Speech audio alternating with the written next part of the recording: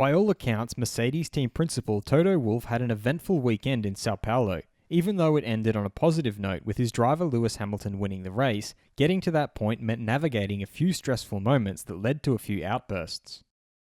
I'm your host, Dillon Shelley, and first up on Formula World, every time Toto Wolff lost his cool in Brazil.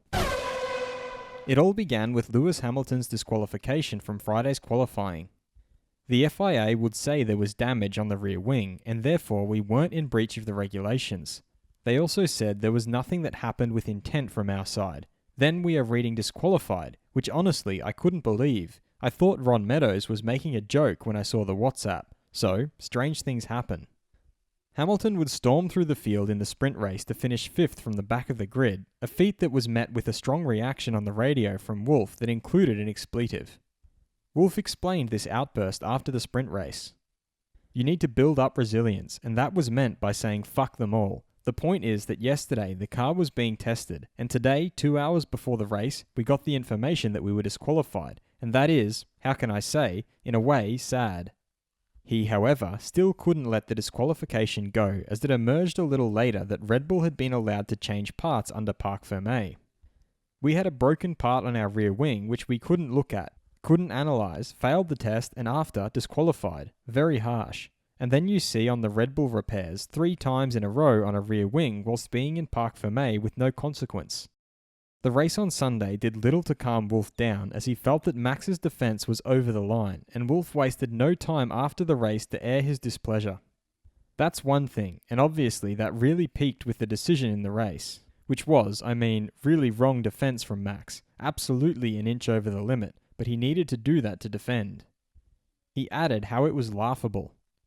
Lewis just managed it even more brilliantly by avoiding the contact and end the race that way. But that was just over the line. It should have been a 5-second penalty at least. Probably Max knew that. Just brushing it under the carpet, it's just the tip of the iceberg. It's just laughable. Wolff was shown making gestures towards the camera immediately after Hamilton overtook Max. Wolff explained this reaction next. That was just friendly hello at the race director. Just as the race weekend wound down, Wolff signed off as well by stating that diplomacy from their side is over. When always the decisions swing against you, it's just something that I'm just angry about, and I will defend my team, my drivers, to what comes. I've always been very diplomatic in how I discuss things, but diplomacy has ended today. Fast feed. Red Bull team principal Christian Horner has questioned penalty for what? There's no advantage gained, there's no contact being made, so I think it's just hard racing between the two of them. And yes, I think that the stewards actually made the right decision on that. We've talked about this many times about the let them race mentality. Red Bull advisor Helmut Marko chimed in by asking, are we racing or are we at nursery school? Ferrari team principal Mattia Binotto pointed out that they have doubled their lead over their closest rivals in the constructors' classification. Having said that, a 31.5 point lead doesn't mean that it's done and dusted, far from it. We know that the situation can change in an instant and that our opponents are very strong, he elaborated.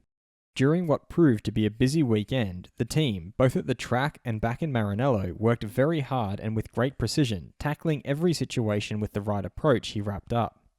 AlphaTauri's Yuki Tsunoda is pretty frustrated after Brazil. I think we made a good choice with the tyres, but unfortunately the collision with Stroll completely ruined my race.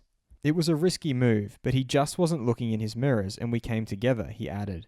It's a real shame I received the penalty, as I also struggled with damage for the rest of the race, but these things happen and we'll work to come back stronger next time out, he summed up.